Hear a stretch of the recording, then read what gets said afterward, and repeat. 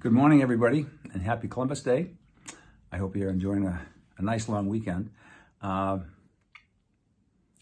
weather's great, and it gives us a chance to do so many things outside. So unlike the last few weeks, there are very few saints this week. We have three, basically. We have Pope John the 23rd. Most of us remember who he was. He convened the Vatican Council. An interesting guy, a lot of great stories about him in Rome. He was a people's person, but he loved the church, and he knew that he needed to bring the church into the 20th century, and he certainly did that. So we have a lot of great reforms in the church.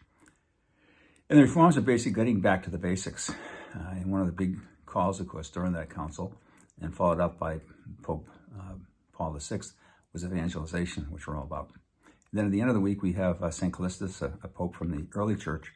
And then on Saturday, we have a feast of St. Teresa of Ávila. I talk about her a lot in many ways because she was just an incredible woman for her day. In her day, women had no voice in anything. And she had a voice, and she used her voice, and she reformed the Carmelites, and she just did some wonderful things. She's a mystic. The church tried to shut her down through the Inquisition, and unsuccessful because there's nothing she did that was wrong. And she walked with God, and she had great faith in God, in who he was and her relationship with him. They had a friendship. And in her writings, she invites us to that same friendship with God, because it's not an exclusive friendship to this group or that group. It's to all of us.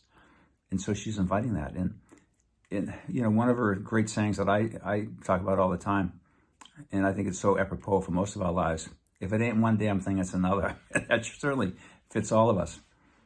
And then the other one is that, she fell into the ice in a carriage, her raising a little wagon with some people in the wintertime, and they're sitting up to their armpits in icy water.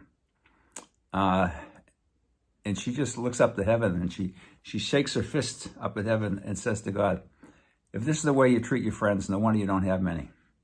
Now, we'd be afraid to say that because we're afraid to be struck dead, but yet she had that relationship with God. She could tell and she could share her feelings. And because of that, she had great experiences and cared for so many people. I think it's because she spent time with God in prayer. With all the struggles in her own life, with the merger coming up, with the issues in society and inflation and everything else, I think this should be our mantra. Think about this for the rest of the week.